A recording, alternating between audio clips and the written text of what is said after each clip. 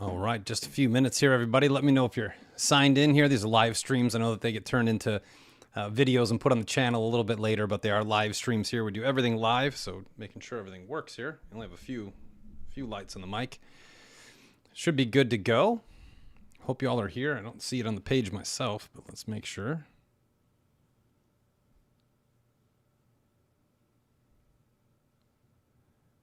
All right. Hey, LC. All right. A live is going right now. Awesome. Well, happy Tuesday, everybody. Today is August 27th, the year of our Lord 2024. We find ourselves in the middle of, a huge storm around the world. This stuff is really brewing everywhere. We have multiple things to check on tonight. I'm going to try to deep dive. So I try as best I can to check the chat while we're going through this, but I've got an entire sheet of information I want to get to y'all here this evening, because I think that what we're looking at right now around the world is really I don't even know if you can call it a battle. It's more of a war. Hey, Tim. Hey, how you doing? Christine, Tina, hey, everybody. Thank you guys for commenting. Let me know this thing's live, because sometimes it's hard to see. I just have the screen in front of me. But we're going to run through a lot of things tonight. Financially, a lot of information coming out, a lot of information coming about the election. And of course, that's a big topic, but I've been talking around here for quite some time saying, one fear I have no fear that the majority of Americans will vote for Donald Trump. I think that's a logical choice. I think that most people are tired of being tired. I think people are tired of inflation. They're tired of these economic problems. They're tired of all these other things. But at the same time, we deal with an enemy that doesn't like to play fair, and the cheating is happening. So I've been talking about this for many years now, where we find ourselves in this punch-counterpunch environment. And that's what a war is. There's an offensive and a defensive move. There's a punch and a counterpunch. And there's a lot of punch-counterpunch happening right now in the election space with laws and voter rolls and these very important things. In 2020, I would bet, and I have no way of knowing this, but I would bet that Trump got at least 55% of the vote. That would just be my guess, having talked to people. I've, of course, talked to a lot of people who voted for Biden and now regret it and stuff like that. But a lot of stuff to cover there. A lot of stuff to cover in health today. More ridiculousness. It must be Marxist season, because there's all kinds of new strains of viruses going around, and a very pressing issue I'm going to go into there. I'm going to go into a little bit about Germany today. I know we did some Germany video in Germany on Saturday, old Germany. New Germany is being used basically as a money laundering operation for around the world, and I don't think people realize that. So is the Ukraine. They're being used for money laundering all around the world. And we're going to go through the real estate market and a little bit about, our markets as well, because our markets are very convoluted. They're very, very off balance. I said this a while back. It's kind of like the market is kind of like a medicine ball balancing on a baseball bat. It just takes a half mile an hour wind to push it over. But that doesn't mean that it'll fall over. So we're going to hop into that and some of the interesting developments we're seeing around the world with like Pavel Durov and Jack Dorsey and Mark Zuckerberg and some of the other things that are happening. There's just a lot happening in this country right now that I want to break down. This is what I do. I just try to break down things for everybody.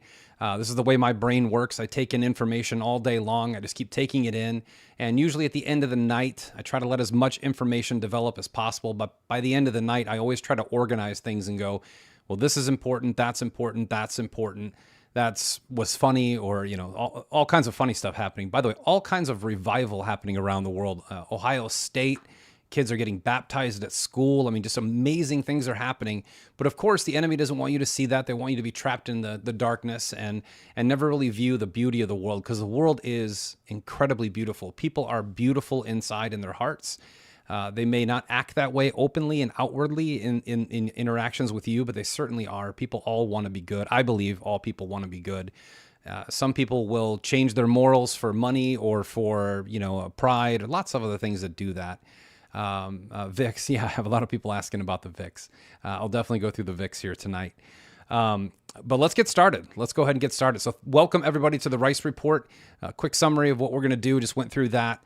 So let's hop into the information and get to it, because I have about an hour tonight. That's really all I have. My two kids are getting ready for bed. They go to bed at 10, so it gives me about an hour and 15 minutes maximum here tonight. But of course, they're my children, so I'd love to see them this evening. I think the big thing to kick off today is that the dollar is now at 100.3. So if you don't understand how the DXY works, it basically measures the US dollar versus all other currencies around the world. And right now we're looking at a 200-day low. So since 2023, this is the lowest the dollar's been in 200 days. It is now consecutively below its daily moving average. This is an important thing to look at. It shows a weakening dollar. And a weakening dollar, normally with a weakening dollar, what would happen is you would raise rates. Because the way that the Federal Reserve works, or these corrupt central bank loan sharks, the way they work is as soon as the money starts to lose value, they raise interest and pull money out of the market so that it reduces the amount in circulation. So inflation is inflating the circulation, and it's called quantitative easing. It's a fancy way of saying stealing from you. Quantitative tightening, which is another fancy way of saying stealing from you, is they raise the rates on what you have to pay back, what everyone pays back. So that actually pulls money out of circulation. Normally, when the dollar is losing value, and it's still at 100, so it's still, 0.3 higher than the next highest currency in the world. So I know there's a lot of panic sellers out there, and eventually the dollar will go through a punishment period that is developing with BRICS and some of these other nations, at least preemptively. They're probably 2.5 years away, maybe 3 years away from a currency out there. So there's still some time. I don't really believe in panic. I believe in preparation. And preparing for those moments, you can start way in advance and really profit from these types of times. Or you can sit back and react. And generally, reaction doesn't do any good for your retirement or for your family. But the dollar at 100.3 right now is a weakening dollar at a period in time where we're most certainly going to see rate cuts. So when the dollar is losing value and they begin to cut rates, they begin to print more money. So inflation is definitely coming back. It's going to rage back. And I thought of a new term for the CPI because a gentleman out there that I follow some guys like Mark Moss, I think is great. I think James Lavish is a phenomenal, very modern economist, brilliant mind. I forget which one, but somebody tweeted it out today that said the CPI is a useless index. And I said what the CPI should be called right now is the consumer PSYOP indicator. So how often can you PSYOP the consumer into believing that things aren't as bad as they actually are? And that's essentially what it's become. So I would expect inflation to go up right around October, right before the election. So before the election, normally before an election, things are great in the market. You have a 15-20% return in the stock market, which we're seeing because the Dow hit an all-time high yesterday, intraday high. So it didn't close at its all-time high, but it did hit its highest number in history yesterday, which is an oxymoron to the world. But I'm certain of this happening because, number one, Powell has come out and said, the seasons have changed. It's now time for us to look into rate cuts. And rate cuts generally stimulate the economy. They don't actually do much for the market, but they do stimulate the economy. That's when people start to pull money out of the stock market and start businesses or, buy new houses or things like that. So it's a challenging time to prepare for. But as long as you know what's happening, that's why I do this. I don't make a penny off this stuff. Somebody told me I was YouTube verified. I don't even know what that means. Maybe I can make a couple pennies at some point. I'll probably give it to charity. I really could care less. If I trusted a charity, maybe I'll just give it to actual homeless people and people who need it. However, I'm certain of this event happening, not just because Powell is saying it, because Powell has said this before. He also said he wasn't going to raise rates, and he raised rates. The bottom line is you cannot trust any politician. The only politician I've ever seen in my entire life who's kept their word is Donald Trump, who continually gets called a liar. So, this is the world that we live in. This is the chaos that we live in. But I'm certain of rates going down for one reason: debt payment. The debt payment right now for this nation, without including $100 billion payment from banks that have to go to banks, because we continually bail out banks. People don't realize this, but there's a daily treasury buyback, the reverse repo market. Everything is rigged where they don't have to formally go in front of the nation and go on the Wall Street Journal and say, we're bailing out the banks. They're bailing out the banks by allowing them to off-put their treasuries for liquidity, for cash, and then buy them back at a later date. We really do live in a Ponzi scheme. Like, we live in the most corrupt economic structure imaginable. And I'd love to say it's always been this way because this is the intention at the end of a cycle, at the end of a turning. But at the beginning of the turning, things were actually fine until, our communist president, Roosevelt, in 1933, stole everyone's gold. People forget that they confiscated all of our gold. However, the debt payment in this country right now, $861 billion projected payment. That's $961 billion with the bank payments. That is 2 times, it has doubled. That has literally doubled in the last 2 years. And I'll explain to you how that happens. They print more money, that creates inflation. The rates have been really low. We've been in a zero interest rate environment for 15 years, and now we have higher interest rate. We actually have normal interest rates in the fives. That's traditionally, historically normal. However, they printed all this money, so it increased inflation. It put a lot of money in circulation. Every time they print money, they're borrowing it from the criminals at the Federal Reserve, and they are criminals. These are loan sharks. They're loaning money to this nation that you pay back. And in the end, what happened is they lent out all this money. About 48% of all dollars in circulation have been printed in the last 7 years. So an incredible amount of borrowing from the Federal Reserve. At the same time, the Federal Reserve jacked up the rates from 0 to 5%.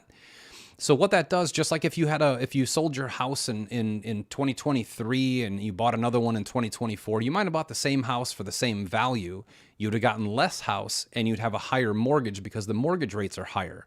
The same thing happens to a corrupt government who borrows from criminals and allows us to pay them back for all their frivolous spending.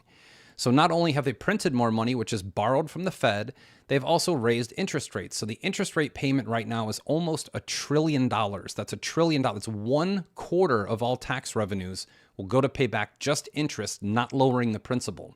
This coalesces basically with a consumer debt, which is $1.14 trillion in consumer debt, primarily credit card debt at 24%. That was a manageable number for America when it was a 12% interest rate. At 24%, you're doubling your monthly payment, making it more expensive and basically guaranteeing you will never get out of the principal that you've borrowed. So the government is in that same situation and an interest payment is coming up. So we have this big interest payment. If they lower rates right before the election, they'll be able to say that they saved, that Biden and Harris will be able to say they saved this nation billions of dollars by lowering rates. This is the ridiculousness of America. You have to understand the scam and the hustle in order to do the right thing for yourself. And this is how they scam and hustle the American people. They will use this lowering of rates, which is going to crash markets and destroy lots of things. But they'll use it as a political ploy to get more votes to say, look what we did. We saved $200 billion on interest rate payments because we negotiated with the Federal Reserve. No nation in the world should ever have to negotiate with a private bank for their own sovereignty. That's really the best way to think of it. The Fed needs to be erased. All central banks need to be removed. This is one of the main importance of cryptocurrency, Bitcoin, even gold-backed money, which has, by the way, failed every single time in human history. It has failed. We actually never really had a gold-backed dollar. We had legal gold tender and fractionalized gold backing on the dollar, which over time gets reduced until you're in complete fiat because you have a central bank who makes the rules. So this debt payment, exceptionally high. The Bloomberg Treasury Total Return Fund, which is over 100-year-old fund that manages bond portfolios, bond ladders, they're down 11% since 2020. Bonds are supposed to be safe. This total return, it certainly has some lower caliber bonds in that fund that are lesser rating for a higher return, but a bulk of the bonds in that fund are treasuries. And that is down 11%. That is the worst performance over a 4-year period in 100 years. That's primarily based on the treasury. We also have a record high for global liquidity. So global liquidity right now is $95 trillion. And this is going to go hand in hand with how top heavy the S&P 500, the market is. Again, it's a medicine ball balancing on a baseball bat. The top heavy S&P right now, 38% of the S&P value is made up by 10 stocks. So 10 stocks are 38% of the S&P 500 value. This is a tremendously overweighted number. In 2020, when things were bad, right? We were in a literal black swan, global black swan event. That number was only 25%.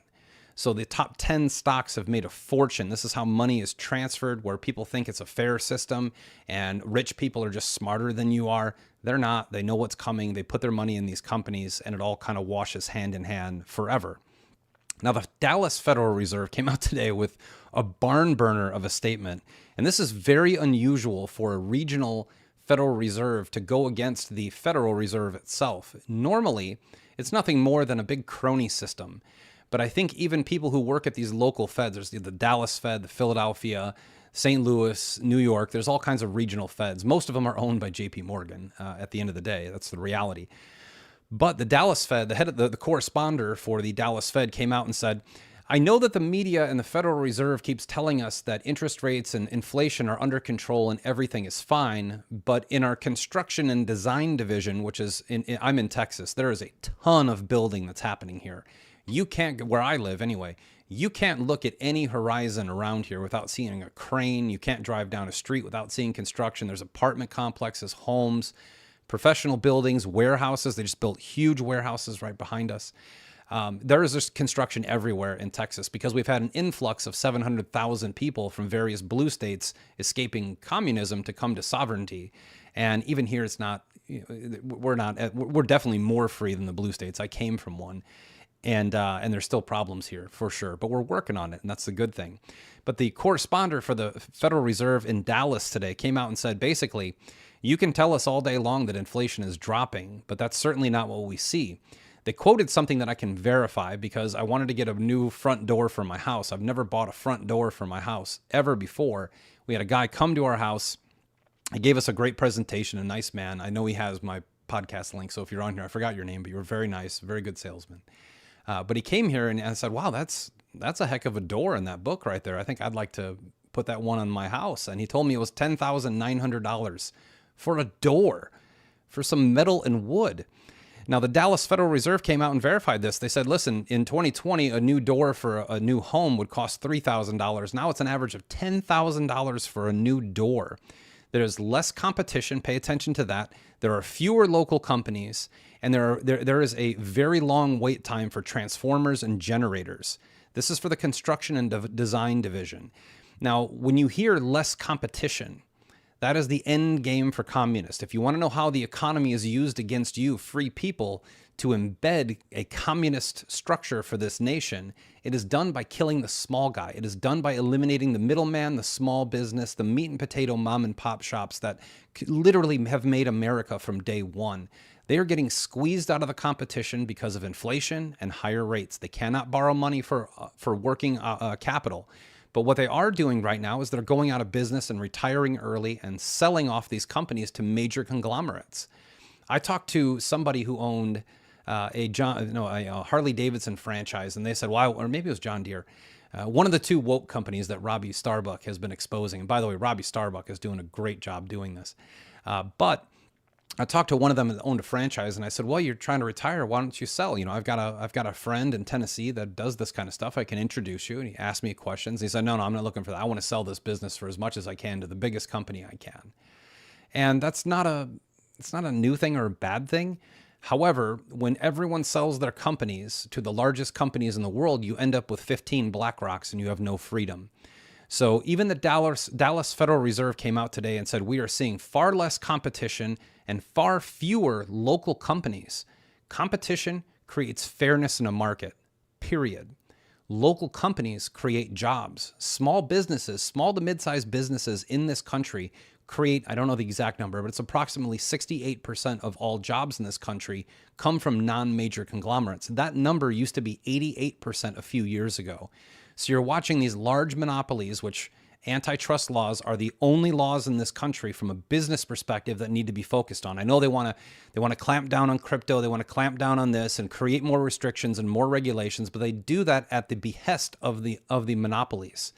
All these laws being created to restrict small, mid-size, and startup businesses. That is the heartbeat of America. That is how competition is created. That's how a fair market is run. And you are watching these major companies gobble up local mom and pop businesses, buying their client list, buying their materials, putting them out of business, and firing everyone who works there and keeping the best people and letting everybody else go. This is a major contributor to the impending unemployment doom in this nation. And that is something I'll talk about in just a moment. Because it comes from the trucking industry. I've talked about this ad nauseum. Very few people. I just saw Game of Trades on Twitter put an article out about the freight industry, and it was fantastic. That we are now at a 20-year low or 15-year low in freight or trucking unemployment. So truckers right now are having a hard time finding a job because, again, the small and mid-sized family trucking and freight companies are being put out of business by places like Amazon and BlackRock conglomerates. The same thing is happening there. I'll stress this over and over again because not enough people do. If there are no trucks, there is no grocery store. If there are no trucks, there are no products on shelves. And our truckers in this country, the Canadian trucker revolution opened up everyone's eyes as to how important these truckers are to an infrastructure of a nation. And our nation is now being completely destroyed from the inside out. There is no foreign enemy that's destroying this nation. It is absolutely Washington, D.C. and your local city councils, your local state boards. They are destroying this nation, and all of them are millionaires. Really think about that. Something like 94% of all people in Congress and the Senate are millionaires. And I know that people like to say, well, they were successful in their career. That's not the case. They have 3, 4, 10, 20x to their wealth by serving the public. I thought public servants were supposed to be servants and not public billionaires. So the trucking industry is something you definitely need to watch out for. I will say this over. I say it all the time for people. I mean, there's never a bad time to have 30 days worth of food in your house, or 30 days worth of medicine, or 60 days, whatever you're comfortable with. I would definitely stock up. I'm not a doom and gloom person. I don't think the world's not going to end tomorrow and the stores aren't going to be empty tomorrow. I don't see that happening. It is the 27th. So if on August 28th, all the shelves are empty miraculously by tomorrow at closing day, then we're all SOL on that one. But I don't think that's going to happen. Now, the U.S. households right now, I just explained the dangers that occur with a top-heavy market, interest rates, federal spending, the interest rate payments that are not coming in from the government. They're coming in from our pockets. Households right now, the average American household has 57% of their allocation, their wealth, the money that they're investing for their kids' college fund, which you can pass on that. Let me save you some money. Your kids aren't going to learn anything in college till college has changed. Let them learn how to be an electrician and make 6 figures a year and be happy. Teach them to read books they don't teach in school, like Hayek and some of these other Austrian economists. They'll get a heck of a lot farther in life. However, households right now, 57% of their wealth is in the stock market. This is by far the highest allocation in history. The last time that we saw allocation this heavy into stocks was 2000, right before the bubble burst. And that was obviously not a good time. That's when I started managing money. So my first year in the money manager role was dealing with people who just lost half of their net worth in 2 or 3 months. And we could be coming across those times. We might not be. I heavily weight to the side that we will be. And I think that's a big thing to look for. The housing market's not any better. We're looking at statistically the largest bubble since 2006. The housing market right now, I get people who come to me all the time and ask me, hey, Eric, I'm going to buy a house. I try to help as many people as I can. Everybody knows I'm a money geek. So they'll come to me and say, hey, I'm thinking about buying a house. Should I? My answer is always no, wait 18 months. If you wait till the end of 2025, you're going to see a better interest rate environment for your mortgage. You're going to see a lower price on the home, and you'll have a more affordable payment and be able to pay off the debt faster. And I think people are starting to realize this now. If you look at the inventory of existing homes in Florida, Texas, and even parts of Southern California, these are record-breaking numbers of people trying to sell a house who can't. And our numbers don't look very good right now. We're looking at 130-year average. We're now at, again, the worst numbers for housing bubble since 2006. And to make matters worse, we have not only, I grow tired of people saying the people who run this country are idiots. And I grow tired of hearing that because it's true. But excuse me, but there's also some naivete to that. These people aren't stupid. These people have a mission to fulfill, and they are treasonous to this country. And no one is more treasonous than the entire political system of the state of California, which is why I, and along with 500,000 other people, don't live there anymore. The state of California today just passed AB 1840. AB 1840 passed today, making it now there's now a new budget in California. So this is a state who's about $20 billion in debt. But what they're going to do now is they're going to set aside hundreds of millions of dollars to give illegal aliens, illegal people who are criminals in this country, they're going to give them $150,000 or 20% of their payment to their home. So this isn't automatically $150,000. If they bought the $200,000 home in like Redding, California, if those still exist, they're probably $300,000 by now in way northern California. Call a $300,000 house. That's $60,000, 20% down payment. So whether it's $60,000 or $150,000, it doesn't matter. They're giving away your taxpayer money, which most of it comes from the Federal Reserve because they work in cahoots with the states. They are getting your money and they're taking it and they're giving it to illegal aliens so that they can buy a house while you can't afford yours. That's the reality of America right now. Whether you believe that or not, if you're on this chat, I'm assuming you believe that. This live, we're on live now. But if you're not and you're watching this for the first time, let me embed that to you. If you live in the state of California and you think you live in a free country, the state of California is giving illegal people in this country 20% down payments on their homes up to $150,000 while you can't buy groceries. Really think about that, because November 5th is right around the corner, and it is such an important election. It doesn't even matter what side of the fence you're on. It doesn't matter. There's only one side of the fence to vote for, and stuff like this really makes it very simple. Now, this economy isn't just hurting good people and small businesses and things like that. It's hurting all kinds of manufacturers around the world. And one of the funny stories, if you're on this and you drive a Rivian pickup truck, I'm not picking on you. I'm picking on that ugly truck that you're driving around, the electric pickup truck. One of the dumbest ideas that's ever existed. If you drive them in Texas, you should know that every person in an actual diesel pickup truck is laughing at you at the stoplight. But Rivian, who most people don't know who that is, I think they're the third largest EV manufacturer in the country. Their main manufacturing plant just burned down yesterday. And I don't find this to be a coincidence, because 2 weeks ago, they announced they were on the verge of bankruptcy. Now, this situation is sad. People are going to lose their job. No one was injured in the fire, which is fantastic. But somebody needs to be held accountable. If you or I owned a company and we said, you know what, we're a couple of weeks away from bankruptcy, and then all of a sudden there was a fire in our manufacturing center, we'd be being investigated before this video ended. Now, will the major shareholders of Rivian be held accountable, or at least, and I don't know if there's any wrongdoing, could just be a fire. Electric cars just start on fire. They don't tell you that on the news, but electric batteries, they just start on fire from time to time. So that's definitely a possibility. It's just a normal fire. But when you're looking at a manufacturing center producing $80,000, $100,000 trucks and cars, there's a heck of a lot of insurance money tied up in that facility. And the major shareholders in Rivian are BlackRock, Amazon, Vanguard, T. Rowe Price, these big conglomerates who do nothing but buy up 10, 12% of every company that's, worth $500 million in the country, and they end up owning absolutely everything. So hopefully there'll be an investigation. Hopefully my paranoia is incorrect, and it was just a normal electric vehicle battery starting on fire. No one was hurt. I hope the people who work there are taken care of for their loss of wages, their loss of employment for this time. And I hope it gets rebuilt. And I actually honestly hope Rivian succeeds and produces great vehicles for this country, because at least, if nothing else, they're made here. And that's very important to me. I drive an American-made truck, and I think we all should drive American-made everything. So let's move on for finances, let's move on to a foreign nation.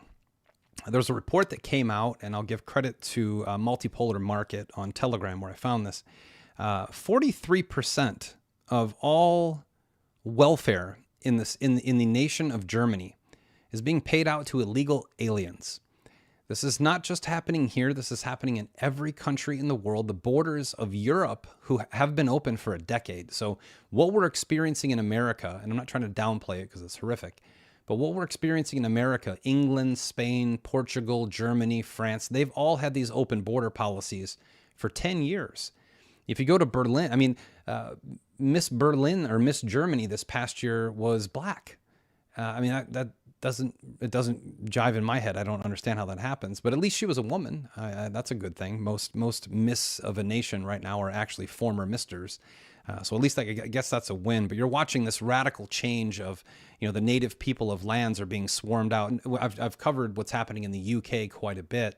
And then that is a horrifically sad event, but it's their problem at this point in time. And that's going to happen here in 4 to 5 years if we don't stop it today. And it'll probably happen in 4 to 5 years, whether we stop it now or not, with the amount of people who are actually already in this country committing crimes. In Chicago, they're giving illegals $15,000. I've verified that with 3 people. They're getting $15,000 a month. I think it's $180,000 a year for people who don't even belong here. So California is doing it, Illinois is doing it, everybody's doing it. J.B. Pritzker is awful, and if you're in Illinois, a formerly Chicago resident, you got to get that guy out. I don't know if you can.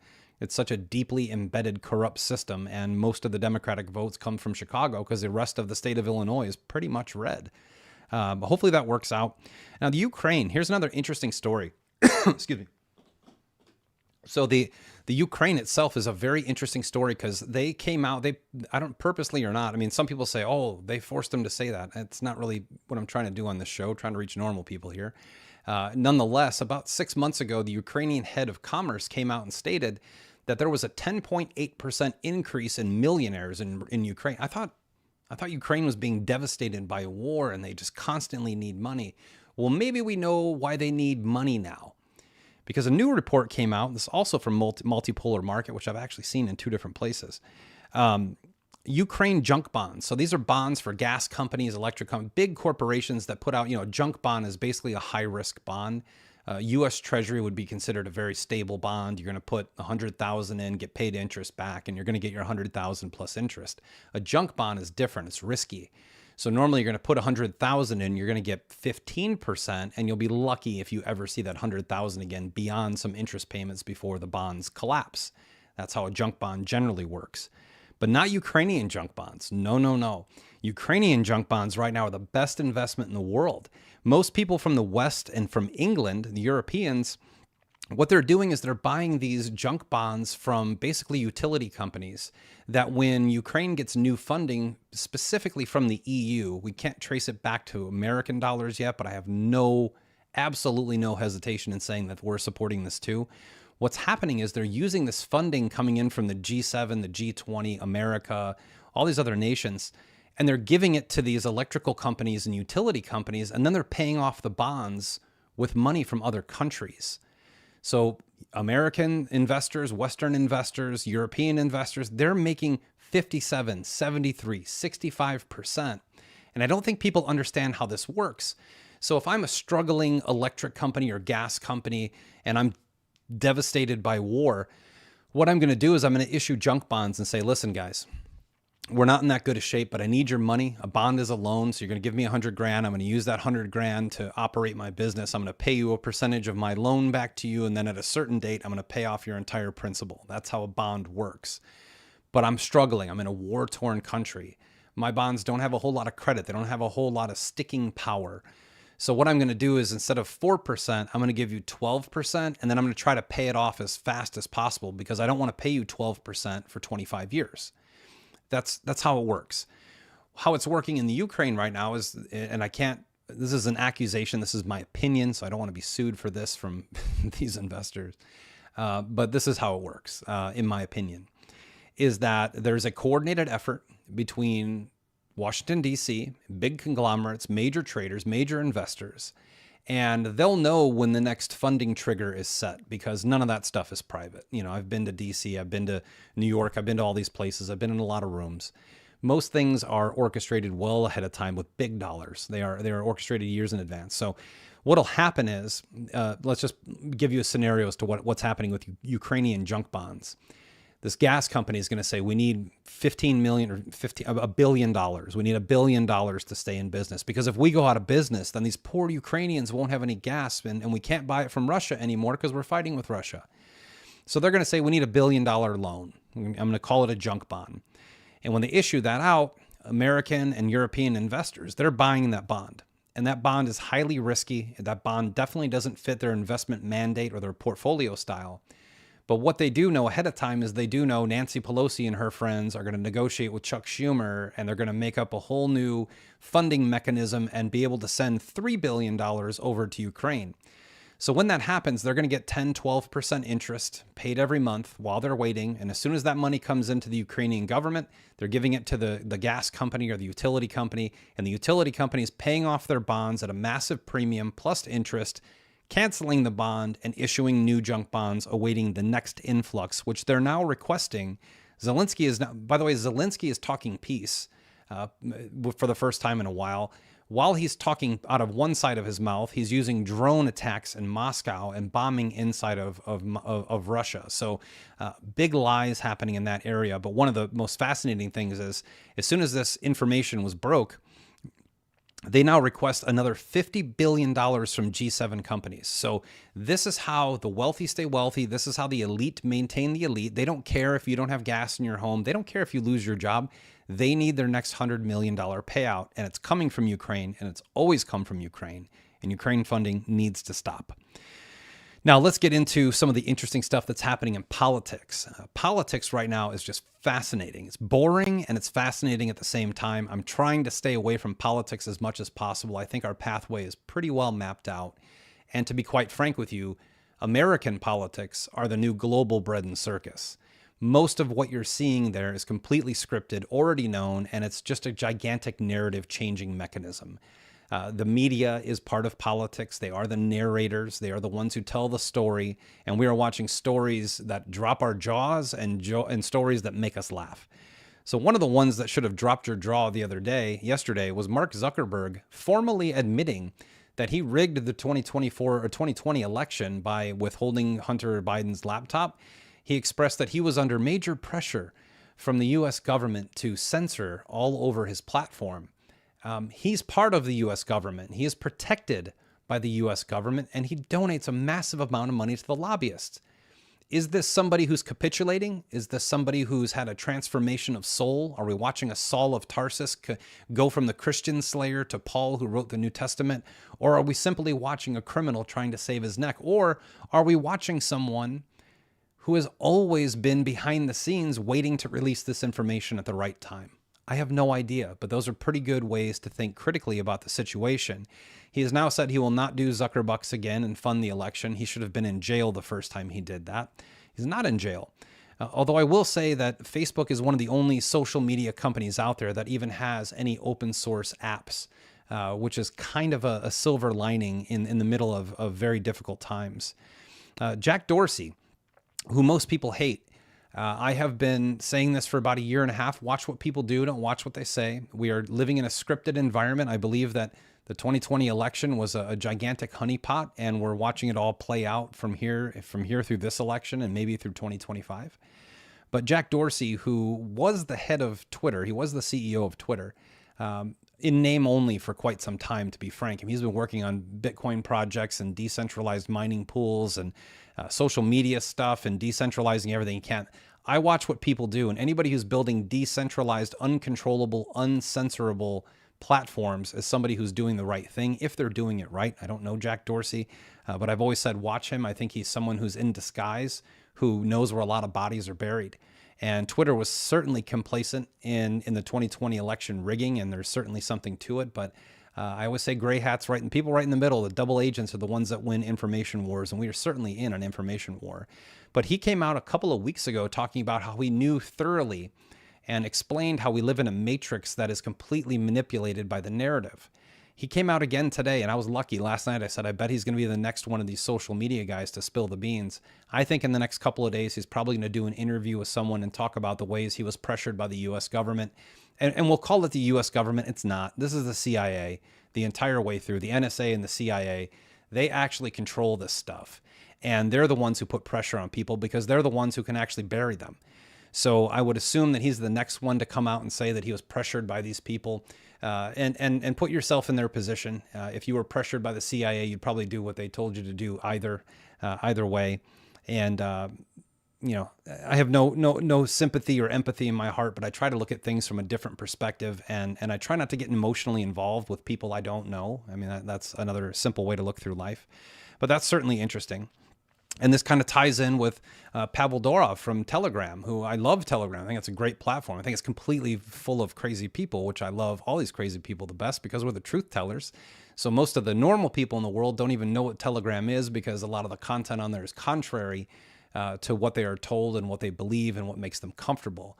So all of us crazy people who've been on Telegram for quite some time, most of what's happening right now isn't a shock or a surprise to us because it has been a bastion of free speech. It's definitely been infiltrated by people all throughout the platform, but the platform itself is actually a really good research platform. It's very easy to find information and share it in half the time you would on any of the other platforms. But Pavel was just arrested in France. He was lured by Macron, who told us that his arrest had nothing to do with politics. And the first thing that came into mind, he also said that his wife was a woman. So don't trust what Macron says. That thing he's married to is definitely not a female. And along this pathway, he lured Pavel overseas from Russia to France for a dinner meeting. He was arrested on the landing strip. He was there with a honeypot social media influencer, crypto coach, she called herself. If anybody's called a crypto coach, I would probably avoid those people. for multiple reasons. But he was there, and now he's charged with 12 crimes, being complicit in 12 crimes. He's not charged with the crime. He's charged with assisting the crime because he owns the platform. And there's plenty of funny things going around the internet. I don't want to take credit for the humor, but it's kind of like arresting the CEO of BIC because criminals use handwritten notes to exchange information and deal drugs. The guy who made the pen, it's like blaming a gun manufacturer for a mass shooting. It's the same kind of irony or tyranny that we're seeing right now. And he's in prison. He's in jail right now, and he's actually going through a tribunal, which is far more nefarious, especially for control purposes, for a really tyrannical government. But some of the interesting things in here, one thing to note from this is that what you're going to watch moving forward is you're going to watch Apple and Google and all these other companies start cutting off your ability to download Telegram. They're going after Telegram because it's an encrypted chat app. So you can certainly use it for social media purposes like I do with Critical Race Theory on Telegram if you want to follow me on there. You can use it as a social media platform or a group chat, but most people use it for one-on-one encrypted chat like they use the app Signal. Signal for sure is not as protected as you think it is, and Telegram actually has been. So Pavel for many years has told governments to get bent. In fact, he had the Democrats during January 6th. The Democrats sent him a letter demanding he gave up all the information of Republicans and patriots who were putting information out about January 6th, which would be probably 50% of the people who are on this live right now. He didn't respond. 2 weeks later, he was sent a letter from the Republican Party saying, never release this information. That's free speech. And that was actually enlightening to hear that. That was a good thing coming from them. But he also, this app has been around for a very long time. It's been around since well before 2011 and before it blew up. And the only reason Telegram blew up is because we got kicked off YouTube, we got kicked off Twitter, we got kicked off Parler. They shut Parler down. We all ended up on Telegram, Miraculously, which actually has a great voice chat feature, which is now called a Twitter space. That's where they got that from, is from Telegram. And this platform was around much longer than that. It's been around, I think, since 2010 or 2009. And it was used primarily around the world for one-on-one encrypted messaging. Now, Mike Benz, who put a report out about this immediately on Saturday, Mike Benz has been over target for just about everything that he's said for about 2 years. And he specifically talked about the attempted coup in Belarus, that Telegram was the messaging app that the intel agents used to orchestrate that failed coup. Also used in many different areas of civil unrest. So there's plenty of evidence that could be decrypted and be very incriminating for very powerful people. That's why he's in jail. Now, he is being accused of everything from dealing drugs and terrorism all the way down through child pornography and sex trafficking. He is not being accused of those things himself. And I don't know the guy, and I can't verify. I'm not with him 24 hours a day, so I can't verify he doesn't do that. But he's being charged for that happening on his platform. Again, going after the gun manufacturer because somebody got shot in a 7-Eleven 4,000 miles away. It's the same thing that's happening right now, but it's also happening in France, and there's tremendous amounts of information. And a gentleman named James Lee on Twitter, if you don't know who he is, I would follow James Lee. He's very much like Ian Carroll. These are guys who make really good 2 to 3, sometimes 5-minute videos that really work through different things that are happening right now. And James Lee put out a very good video today that basically walks you through how Israel is involved in the silencing. So here's Israel putting their hands on the rest of the world again, controlling everything. And this video also has an interview from I forgot what his position was, but a gentleman who said, I'm very hesitant to tell you that Zionists are the ones who are shutting down free speech. And I'm especially afraid to say that in France because you'll end up in court. And then James said immediately, or jail. So people are being imprisoned for free speech and their rights all throughout the world. This is not a new thing. One of the things I think put Pavel on the radar is the fact he did an interview with Tucker Carlson. I don't think anybody had ever seen him before in an interview. And he stated on there, I don't have any assets. I have 100 million in cash and 100 million in Bitcoin, and I just travel the world and I love free speech. He put himself on the radar, kind of reminded me of Denzel Washington wearing the fur coat in The American Gangster.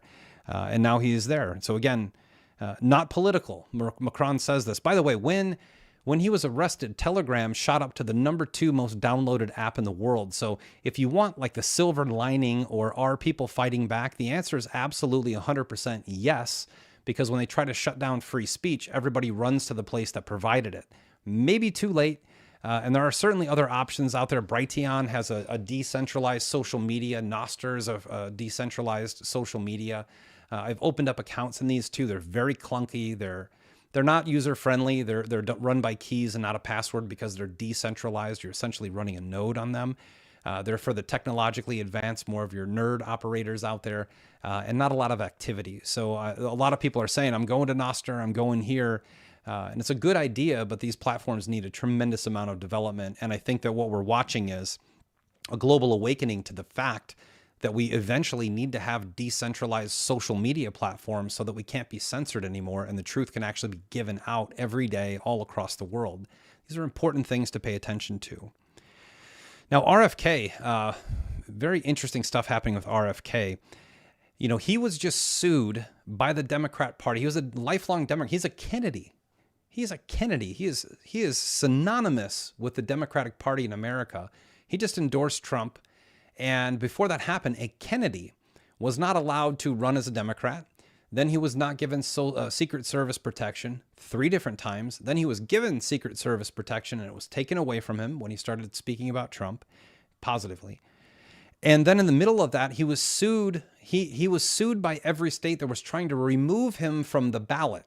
So before he stepped aside and joined Trump, the Democrats were trying to remove him from the ballot in all the swing states and other states. RFK came out and said he had to spend $10 million to defend himself and keep himself on the ballot. Again, on the ballot.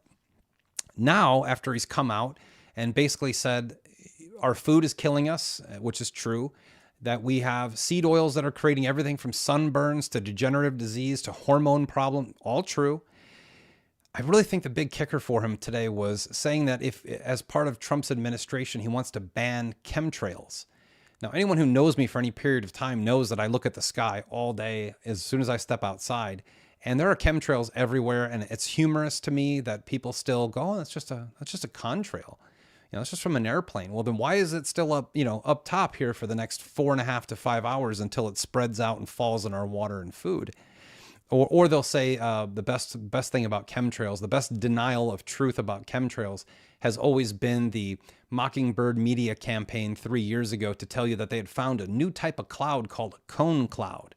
God does not work in straight lines, especially in the sky. You've never seen a straight line cloud in your life. That's a chemtrail filled with awful chemicals, especially heavy metals that create dementia and Alzheimer's, which are at an all-time high.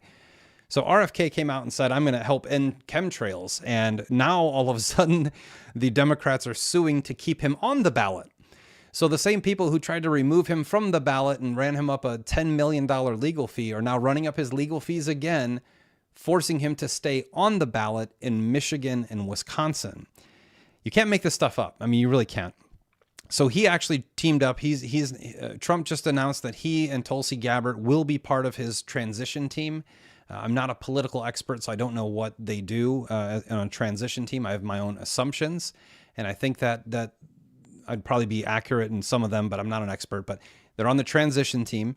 RFK, Elon, Tulsi, these are all huge, lifelong Democrats, as was Donald Trump, by the way. He was a lifelong Democrat. But as soon as that happened, 200 Republicans, the establishment Republicans, endorsed Kamala Harris. This is people from the Bush family. And boy, are my Texan people going to hate me, but George W. Bush and his father are 2 of the most corrupt people that have ever existed in office, ranging from CIA, John F. Kennedy, all the way through the assassination attempt of Ronald Reagan, 9/11. These people have had their hands in all these huge nefarious affairs, and they're now coming out and fully endorsing Kamala Harris, who has no qualifications, received no votes from anyone, completely circumvented the democratic process to be installed as the next Marxist puppet in this country. So you sue a guy to keep him on get him off a ballot. You sue him to put him back on and keep him on. You endorse the Marxist with your Republican heroes. Are you not seeing what's happening here? I mean, America, wake up. This is an orchestrated event. This is a controlled narrative that is designed to provoke emotions. Don't get frustrated. Don't get angry. Just get focused in your life and focus on what counts. Get your money right. Get your house in order. Get your prayer life together. Get your love for your children together. And don't give an inch to stupid people that are trying to push dumb things down your throat. This is super important. So the Trump transition team is now comprised of a lot of converted Democrats. I don't know if that's a good thing or bad thing. Harris, on the other hand, whatever her name is, she has now reversed her stand. All of a sudden, 200 establishment Republicans, keep him on, take him off, keep him on the ballot. Now you have Harris saying she is not for EVs. She doesn't want electric vehicles. Those are silly, you silly Americans. Don't you remember that I didn't say that years ago? I meant to say free choice and combustion engines. Oh, also, we need a border wall. So Kamala Harris is now the forefront of border wall security after being the border czar and allowing 21 million people in here to rape and kill innocent Americans. The Democrat Party is revolting. There was a report put out by Rick Grinnell earlier today saying who was in Trump's cabinet. I think he was the head of information or intelligence for the nation. So many connections. And he basically said all of his Democrat connections right now are in an upheaval and they are trying to push Harris out. This is fun to watch, guys. This is literally fun. For me, it's fun to watch because I could care less and I think the outcome is certain. However, Trump and Harris finally agreed to a debate on September 10th. That is, I think, 9 days before his sentencing of one trial in New York. And again, today, Jack Smith reiterated year-old charges for Trump's supposed 2020 election interference. I don't know how a guy interferes with an election that he supposedly lost unless he actually won and you're trying to keep that information from people learning about it. So you could put him in jail and he would never have a chance to speak about it or to have evidence shown. And you would continue to file these lawsuits over and over again. But what they did basically was shorten the charges down 10 pages. It's the same exact lawsuit, which, by the way, in between the original filing of the lawsuit and the filing of the lawsuit today, the Supreme Court came out and gave presidents immunity. So this entire court case is a scam because presidents actually have an immunity for what Trump did. But there are so many good things happening right now, and they're happening in the states. I've said this since I've been online, is like, you can sit around online and tweet stuff out and or you can go out and help families and you can serve your local community and you can get your local politics in order because that's actually what matters in your life. But local politics are winning right now. The state of Texas just removed 1 million ineligible voters, illegals primarily, from the voter roll. Pennsylvania is working on this. There's 2 other states that are now cleaning their voter rolls. North Carolina is now suing their election board to remove illegals from their voter roll. This is the information I was talking about. A couple of weeks ago, I was not excited for the election because it was certain at that point, certain to me anyway, that they would cheat and probably claim a victory before America shut it all down and fix the problem, which still may need to happen. But now we're watching changes in the election system. This needs to be, we're running out of time. We're 70 days away from an election.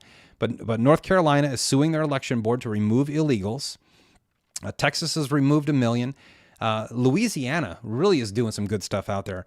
They actually just demanded that their DMV gives the Governor Jeff Landry, I don't know him either, and I don't really get into the idolatry of people. I think if you're in a political office in today's environment, I can't trust you. But it seems like Jeff Landry is doing a good job because he now has the DMV giving his office information about illegals who have driver's licenses. This is a big step. They also banned critical race theory from K through 12, and we are looking at Detroit. The RNC is now suing the city of Detroit, I think the DNC, if not the city of Detroit or their election board, for hiring 7 times more Democrats as to be poll watchers in 2024's election. If you remember, and you could not have seen this on TV because they didn't show it, Detroit was by far the most overtly corrupt city when it came to the 2020 election rig. They were putting up cardboard signs on the windows so people couldn't even see in as to what they were doing. There's some nonsense happening in Georgia. I'm going to go through that tomorrow. I haven't had time to dig through the specifics to be intelligent about it tonight. Wisconsin, aside from forcing RFK to stay on the ballot, which will hurt both candidates, it will hurt both of them. Probably hurt Trump more than Harris because that otherwise they would just let him remove himself from the actual campaign. But Brookfield and New Berlin, Wisconsin, have now banned ballot drop boxes. Mail-in voting needs to end because we're watching the buildup of the next mail-in voting campaign. Period. Another thing, the United States Postal Service is being sued for 2020 election fraud for a shipment of ballots that went from New York to Pennsylvania on October 20th, 2020. This is not a new story. The gentleman who drove the truck blew the whistle the next morning on TikTok or on Instagram, and the video went viral in 2020. I remember it clear as day myself, but now this guy's story is being heard, and they're actually suing the post office, the USPS, because they are gearing up for the next mail-in ballot election rig, and here's how they're doing it. First of all, before I get into this, James O'Keefe, whether you like him or not, and the O'Keefe Media Group, whether you like them or not, are doing some great things. You know, some of them maybe setups, whatever. Doesn't matter to me. He's doing undercover video, using people to go undercover with powerful people from BlackRock to government positions to Pfizer, and they're spilling the beans on a date, right? They're using Tinder or whatever to set up a date where people feel like they're just trying to score that evening, and they don't care if they have to keep their mouth shut about work. A few drinks later, they tell a lot of information. One of them was with a Department of Justice lawyer who admitted that the FDA made a big mistake by running a misinformation campaign against ivermectin during the pandemic. Now, this is good information because it's true, but at the same time, someone needs to take action on this. Now, of course, the guy could have been drunk and full of it and lying. That's certainly something to look through.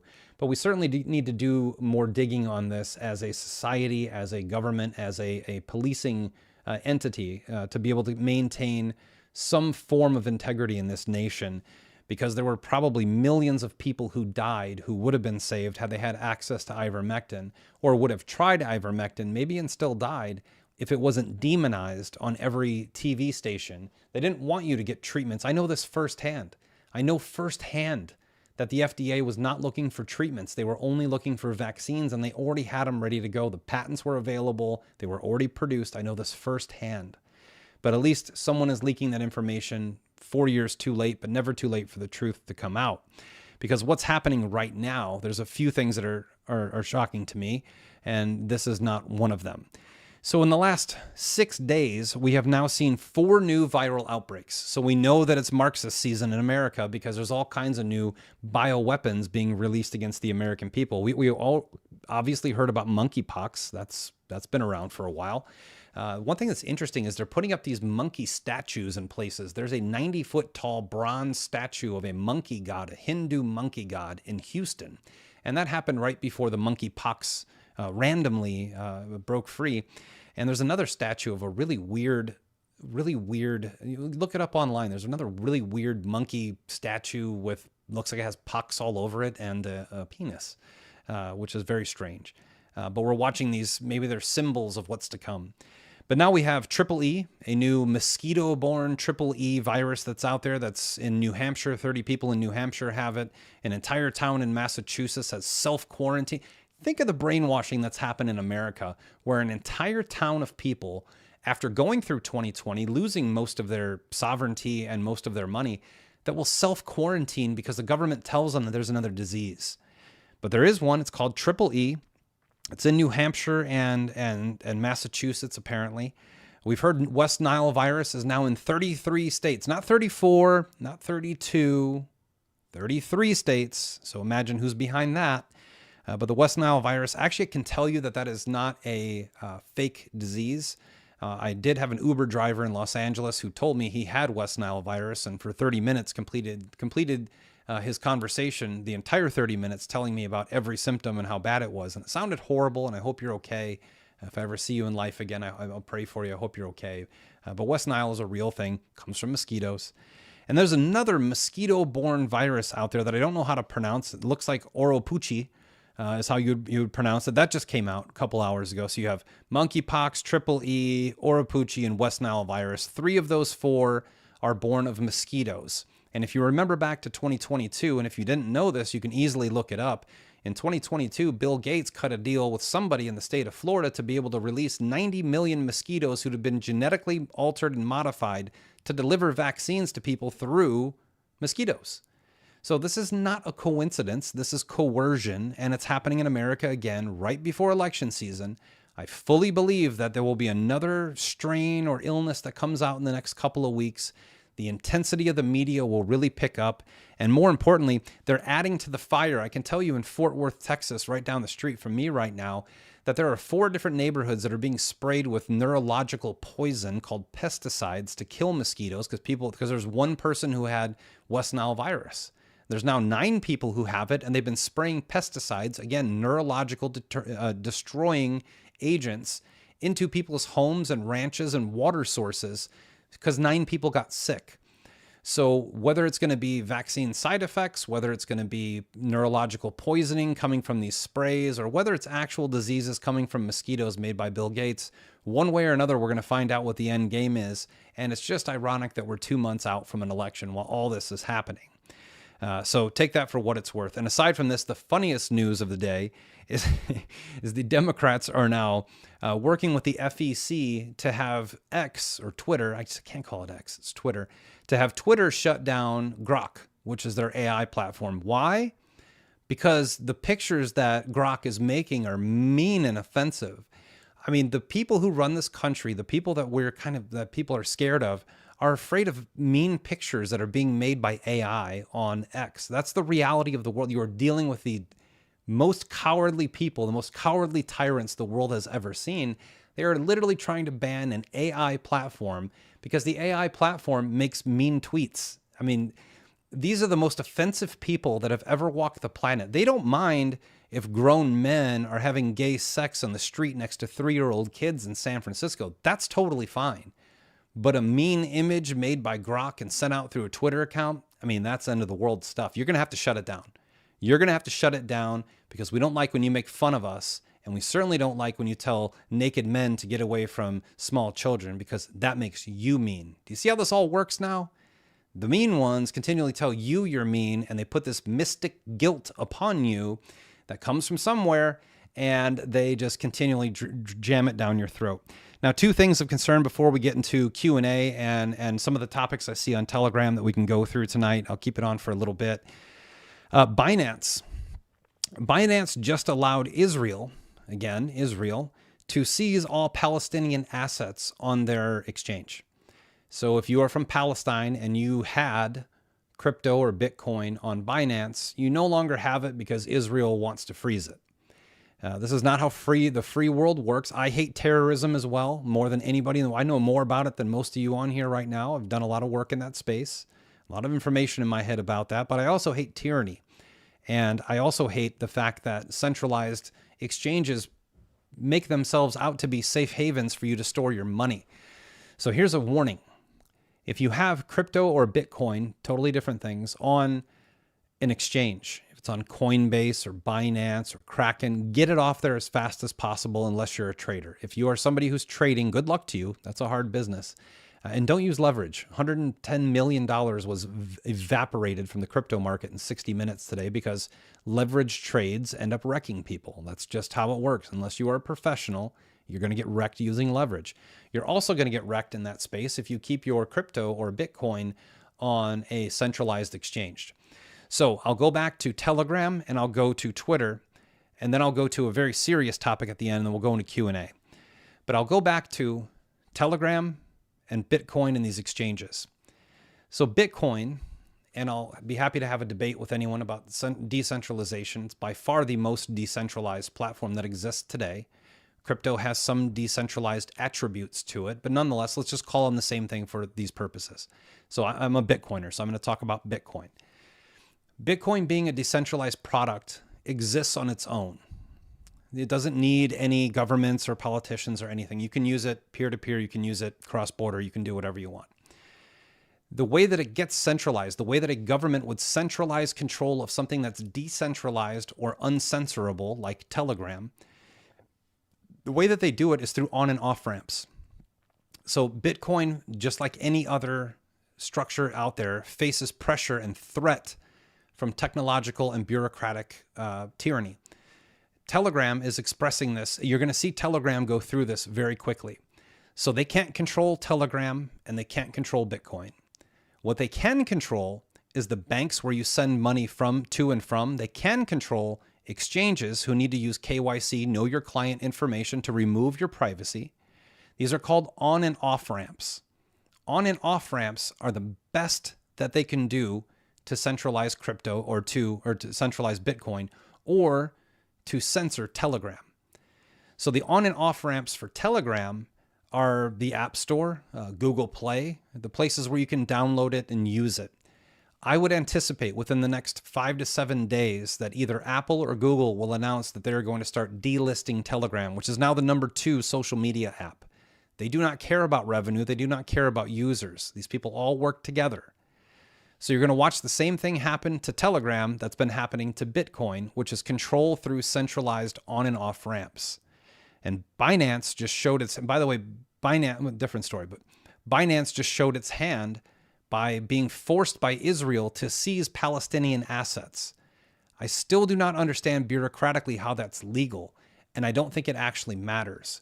What matters is that it happened, and we need to learn a lesson from it, and that lesson is never leave your Bitcoin or your crypto on a centralized exchange if you plan on having it in the future. That's the lesson to take. Now, last topic I'm going to run through really quickly because it's fascinating. There's a very good podcast out there called Redacted. It's on YouTube. It's still on YouTube. Redacted does a very good job. I forgot the host's name. He seems very cool to me. However, he did a 12-minute segment on volcanic activity in Italy. And this is not a joke. There's some things in here like his mentioning of Neanderthals and things like that. So historians and the awake people will kind of go, oh, it's funny. But what's not funny is that the volcanic activity and the pressures that they're reading within this volcanic region are really horrific signs. So most of the world doesn't know this. I'll send the link to Laura tonight, and I'll try to have her put the link to his video on there. I'm not trying to say that it's true or say that it's false. I found it very interesting and informative. And nonetheless, we should all be prepared. There's been more volcanic activity on planet Earth in the past 4 years than we saw in the last 50. So it wouldn't surprise me if one of these very large volcanic regions is about to blow, and most of the world will never hear about it. So that's all I'm going to cover with it tonight. I think Redacted did a very good job on that segment. I'd like to tip my cap to you if you ever watch the show. I really enjoy watching some segments from you. And that's really where I'm at for the show today. So I'm going to go on to Telegram. I'm going to pull up some of these topics you all want me to talk about and try to rip through them as fast as I can because the kids are going to bed. I love you all and thank you all for being here, but I love them more and I can't wait to see them. Bitcoin, I'm going to have to push that off till tomorrow. I will do that tomorrow. I'll make sure I set aside 20 minutes to thoroughly explain it. I'm just running on a time frame right now. And so definitely tomorrow, I have men's group for ministry tomorrow. Possibly Thursday or maybe mid-afternoon. I'll put it out on Telegram and Twitter to let you all know, so just pay attention. I'll either do the Bitcoin thing tomorrow or I will do it on Thursday. But nonetheless, I promise you I will do a little workshop with you. I'll dedicate the entire time to that. If I can't get that time, because I do run a business and things like that, we'll certainly set aside 2 hours on Saturday. Let's just do it Saturday. I'll guarantee it Saturday. I'll try to get it done Thursday. Best I can do there. It's going to be 20 or 30 minutes for me to do that and take Q&A. For that to happen. What is the future of the dollar? Possible timeline of the future of the dollar. Here's the crazy thing. The future of the dollar is certain and uncertain at the same time. I love Bitcoin. I love gold and silver. I love hard assets. But there will always be national currency. I can't see a time where national currencies go away. Maybe there'll be, if we have a one world global currency, that's not the position we want to be in as Americans. We're definitely in the wrong spot. But I think that the dollar, and I've been saying this for a while, I think the dollar is going to take a 35 to 45% hit at some point. That could be next year or 2 years down the road. But I think point number 9 or 13 on Trump's 20-point plan for his next presidency is to secure the dollar as the global reserve currency. So I think that'll be done with a combination of gold and silver and Bitcoin to back the dollar. And that's really the only way. So the Bitcoin thing will help you understand why I think that. I don't think metals-backed currency will work in the future. We're just too far technologically advanced to use clunky old things like that. They do have tremendous value, but again, a precious metal-backed currency has never succeeded in all of human history. That is a big problem there. So I don't know what the future of the dollar is. I think the dollar is always going to be around. I know you hear the doom and gloom stories because a lot of these doom and gloom stories are always trying to sell you a crypto that'll take the place of the dollar. I don't think anything will replace the dollar. I think Trump is going to make certain of that, but the dollar will be different. That's what I think. What are my thoughts on, are we near end time? We're always near end times. Times begin and times end all the time. I'll certainly do another show on that, probably a Saturday or Sunday show, and go through biblically how I think that right now we're in First or Second Thessalonians. You can really see First and Second Thessalonians playing out right now. And again, I think my pastor says it the best. I'm not on the planning committee. I'm on the welcoming committee. So if we're at the end times and Jesus is returning, my door is open, and any treasure I have is yours, King. Like, that's really kind of where I am on that. But I believe we're living in the Third Testament. That doesn't mean we need to have the end times as prophesied in Revelation. And we could be living in the end times that was written in the book of Enoch. So we don't really know. I don't really know, but it's always a good question, Jen. Difficult one to do when I only have 11 minutes before the kids go to bed. Agenda 2025, look it up online. It's the Heritage Foundation. It's not hard to dig through. Trump doesn't endorse it.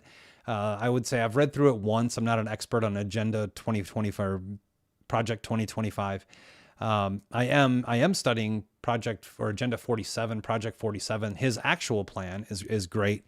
But the Heritage Foundation, that was a purely conservative think tank putting together how they could immediately correct America, which is not a good way to go. There's going to be a slow integration going from this lunacy we live in now into a conservative area where people are, intelligent and thoughtful again. Carol Ann, I'm so sorry, can't get in Bitcoin. I'm definitely going to get that. A Bitcoin 101, I'm going to explain it in simple terms. I just simply haven't had time to do that. We're running out of time tonight. Yes, Palestine applied for BRICS today, and their assets were seized on Binance. So we're certainly still in a punch counter punch environment. That's certainly an example of punch counter punch. My thoughts on BRICS are that BRICS has been around. BRICS was started. Here's the reality. Bitcoin started January 3rd, 2009. BRICS started in April 12th, I think, 2009. So around 2009, this financial war truly began. I don't think BRICS is scary at all to the U.S. environment. Certainly scary to the dollar, but they all still have the U.S. dollar. In fact, when countries, get rid of their own currency, they all re-dollarize. And the dollar's not going anywhere because stable coins are buying up our treasuries and our dollar. They are the new vacuum for the demand for treasuries and the U.S. dollar. So I don't see any big hit. It'd be great to have competition out there for currencies. That's certainly something Milton Friedman and Hayek and these guys talked about many years ago, that we need something sneaky that can't be touched by the government. I think that's Bitcoin. And then we also need competitive currencies and not a global dominated currency. So BRICS out there, I think what they're doing is great. I think it's going to hurt America if it is what they claim it to be and not what I think it is, because I think it's a scare tactic to realign the global order. But we'll see in the end. I don't have a prediction for that. And even if I did, it wouldn't matter. Will California get any relief from Newsom, Pelosi, Kabbalah, and Schiff? It doesn't look like that at the moment. I don't know California politics anymore, but it's the most, I'm from Chicago and then California. I've lived in the two most, if I just move to Philadelphia really soon, I'll live in the three most politically corrupt areas of the world. I hate to be the one to tell you that between now and this election, there'll be no relief for Californians. But I think in the end, when we restructure things, we'll certainly have some relief and fairness in all states. How do I find a VIX ETF? Difficult situation for me to be in, because technically giving you a recommendation, I'm a former registered money manager, financial advisor. And if I give you an individual stock recommendation, which is what an ETF would be, I put myself in a vulnerable position. But I will tell you, Fidelity.com has a really good breakdown on what an ETF is, what the VIX is, their VIX offering. I think there probably are at least 15, if not 20 VIX ETFs out there. Some of them are 2x long. You can look into those. But call your financial advisor or get online and start looking on there. I can't give you individual investment recommendations that are regulated, and ETFs are regulated. VIX is regulated. If you have an account with the commodities board, with the CBOE, or any commodities trading firm in the world, you can just buy the VIX direct, but most people don't have that. The ETFs are very easy to research and find. Just search VIX ETFs, and there's all kinds of great analysis and information for you to determine. I don't want to give you a right or wrong recommendation. I don't want the praise or the craze. I don't want either one of those. But I am buying the VIX again. I have bought the VIX again. I'll be buying it again tomorrow morning. The VIX does well when the markets drop. And that's where most money, they're reading the options. And what the VIX does is it reads the conglomerate of shorting versus long options that are available. It's a great way to be able to counteract a plummet in the market space itself. So Dan, I hope that helps you as well as Andrea D. Mosquitoes speculate best can be done. What I run into in a few weeks in Massachusetts. So yeah, somebody on here right now, Hayes Gray. Hayes is letting me know that this is real in Massachusetts. They are voluntarily shutting down their own cities. And Gen 316, hopefully you're on here. I'm not under critical rice theory on Rumble or YouTube. I'm under the Rice Report. Let me see if there are any questions we can answer at the end here on the chat. Hey guys, all of you guys, thank you so much for being here. I appreciate you being here. It's so much more fun to do this live than it is canned up in a room with in between my kids' 2 bedrooms on the guest bedroom. And it's nice to have some of you here. The other monkey, there we go. The other monkey statue that was placed is in New Orleans, and they replaced a statue of Robert E. Lee for is that the one with the male part, the monkey with the penis? These are just creepy things that occultic people do before an outbreak. By the way, there are Baphomet statues in every major city around the world, including Vatican City. So these statues are stupid and silly to us, but they mean something to these occultic people who kind of run the world. Not kind of, they actually run the world. Gay Royal. I'm in Georgia and I don't understand what is going on in the state elections board. It's nuts. I don't either. The best I can understand what's happening in Georgia is that 3 brave people put in some really good work in the election board. They determined basically that, I think 170,000 votes didn't exist, or the images weren't there, making it invalid. And now Kemp or Raffensperger is now under pressure, probably from the deep state, to shut them down and get them removed from the election board. It's kooky what's happening. This happened like a day after Trump just spoke very kindly of Kemp. And then the next day he said, I'm kicking off the guys who've actually done what the American people want them to do because somebody else doesn't want them on that board. That's the best of what I understand. I'll certainly read a little more about it tonight and see if I can get you some more information on that. Chemtrails in Tampa. We had one here today, and I saw lightning in the middle of the sun today. Also, if you're on Telegram or Twitter, I'm going to post a picture. I saw a quarter of a rainbow today. So we had chemtrails and then a bunch of these big clouds. And then about 5:30, maybe 6 o'clock, I looked up and there was just this little sliver of rainbow in the sky. That's not a normal thing, and it's probably from the chemicals they spray in the air, or something we don't understand as human beings. What is the recourse now that they're admitting this? I don't know. Carol, you're asking the question of the century. What happens to these corrupt people once they're ratted out or tell the truth on their own? The historical answer has been nothing. But I do think times are changing. I think that a new Trump administration, I'm a black and white guy. He did say he'd drain the swamp. He didn't. I understand why he didn't, because I don't think he understood just how corrupt this nation was. Think of where we would be if Trump was not in office. If Hillary Clinton was in office, I wouldn't be on this live right now, and you wouldn't be watching it. We'd probably be in internment camps right now, re-education camps. So I'm always thankful for that win, but a lot of work to do in this country, and a lot of it's being revealed. So just be patient with it as time goes on. Trump, RFK, and Tulsi were all once Democrats. Yeah, that's fascinating to me to watch. I've heard Telegram is off Apple already. Joel, that may be the case. I've been running kids around and taking kids to boxing and making my normal steak and egg dinner tonight. Picked the wrong time in economic history to go on the steak and eggs diet. It's like the 2 most expensive things at the grocery store. But man, do I feel amazing. I would highly recommend going on a steak and egg diet for a couple of weeks if you don't have energy and maybe your brain isn't functioning right, or if you're getting ready to exercise. Really do that. Water, steak, and eggs, just this kind of the stuff cavemen live on. You're going to feel great a few days later. They've been lying to you about cholesterol and red meat. Red meat increases testosterone, by the way. It's why they don't want you to eat, and told you not to eat red meat for all those years, because you can't have men with testosterone and control a nation filled with men. My pharmacist has West Nile. We're in Mississippi. The world is up. So you're absolutely correct, Jeannie. West Nile's real. Like, I can tell you that. I've met somebody who had it. I know it exists and it's real. COVID existed, right? It just was the flu. They just overdid the propaganda to create fear. And there's absolutely no question in my mind that they are trying to create fear right now. And some of us will probably go through some illness for that. I mean, I'm not going to totally disregard that. Carol, yes, it is considered the carnivore diet, but I stick away from ground beef. I don't know why. I think I'd rather have the steak. But yeah, West Nile's probably going to be a real thing we have to deal with. But I think that's all. I think I got through everything you guys have. Let me check one more area here. I usually get some questions here.